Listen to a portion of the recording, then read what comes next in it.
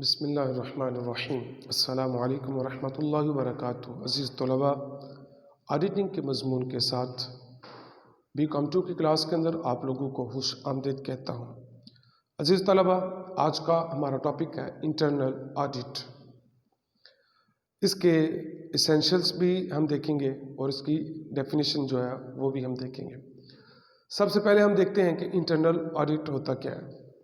Internal यानी कि company के अंदर ही जो काम किया जाता है उसको इंटरनल ऑडिट का मतलब क्या होता है कि वहाँ की हम देखेंगे, रिव्यू करेंगे accounting, financial and other operations को। इसके अंदर ये जो इंटरनल ऑडिट होता है, जितनी भी लिस्टेड कंपनीज होती हैं पाकिस्तान के अंदर, उनके लिए ये मैंडेटरी होता है, कंपल्सरी होता है कि उन्होंने इंटरनल ऑडिट करना होता है।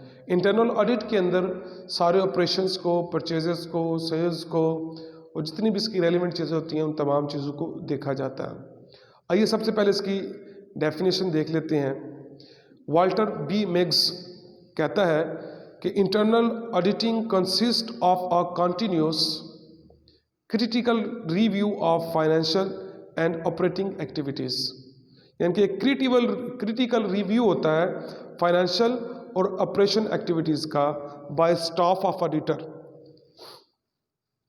फंक्शनेटिंग as full time salaried employees, यानी कि फुल टाइम सैलरीड एम्प्लॉय होते हैं, इनको आपने हायर किया होता है ऑडिट के लिए, या आप अपनी कंपनी में से ही बंदों को ले लेते हैं जो आपका इंटरनल ऑडिट जो है वो करते हैं। दूसरा, British institute of chartered accountants defines internal audit as a review of operations and records sometimes continuous undertaken within a business by specially assigned staff।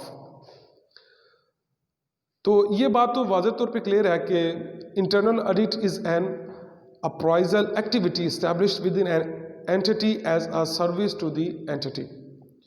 उसके बाद एसेंशियल क्या है इंटरनल ऑडिट के? सबसे पहले तो प्लानिंग, ये एक essential feature of internal audit है। तो auditor can plan to check the accounting system. The plan may relate to accounting functions like purchase, sales, income, expenses and shares.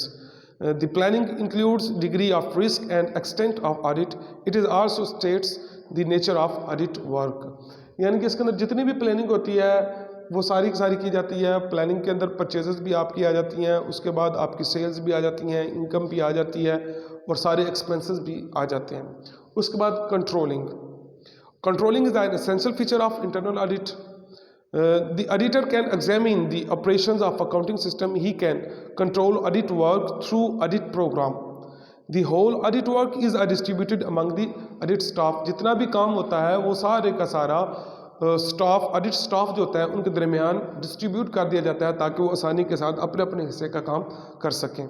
Recording, फिर जितना भी काम होता है उस सारे को रिकॉर्ड किया जाता है। रिकॉर्ड करने के लिए ऑडिट नोटबुक होती है और ऑडिट वर्किंग पेपर होते हैं, उनके ऊपर ये सारे काम लिखे जाते हैं। ऑडिट के अंदर जो जो चीज़ें आप एनालाइज करते हैं, ऑडिटर करते हैं, वो सारी सारी चीज़ें लिखी जाती हैं। इंडिपेंडेंस, जो ऑडिट करने वाले होते हैं इंटरनल, वो इंडिपेंडेंट्स होने चाहिए, मैनेजमेंट का उनके ऊपर कोई प्रेशर नहीं होना चाहिए, वो आज़ादाना तौर के ऊपर ऑडिट करने वाले होंगे। उसके बाद staffing is an essential part of internal audit. The reasonable number of persons can perform the work of examination. The adequate and untrained staff can not serve the purpose of checking efficiency of managers. जो मतलब माहिर नहीं है edit करने का, वो management के सारे फंक्शंस को अच्छे तरीके के साथ एग्जामिन नहीं कर सकता। इसके लिए माहिर बंदों का होना बेहद ज़रूरी होता है।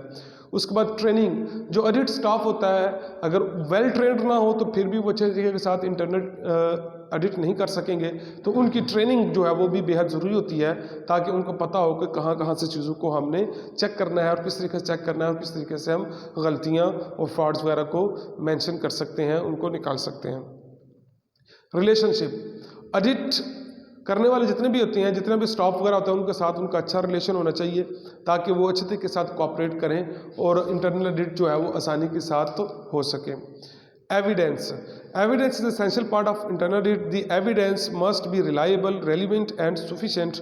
The business documents are source of entries in accounting books and records. The reliability can be seen through signature of manager.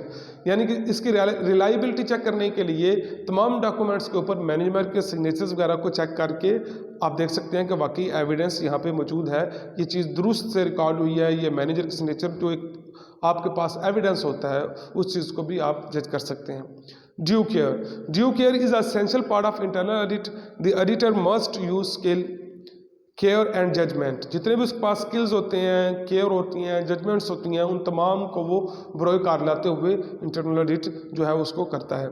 Reporting at the end, जब ऑडिट मुकम्मल हो जाता है तो ऑडिट जो स्टाफ होता है उसने बाकायदा तौर पे रिपोर्ट करना होता है, उसकी रिपोर्ट तैयार करनी होती है कि कौन कौन से फ्लॉज आपके बिजनेस के अंदर पाए जाते हैं, तो वो तमाम की तमाम रिपोर्ट जो है वो टॉप मैनेजमेंट को देता है। अजीज तलबा, ये था आज का हमारा छोटा सा क्वेश्चन, इसको याद करके आप लोग लिखिएगा, याद भी कीजिएगा। अल्लाह तबारक व तआला आप सबका हामी नासिर हो। अस्सलामु अलैकुम व रहमतुल्लाहि व बरकातुहू।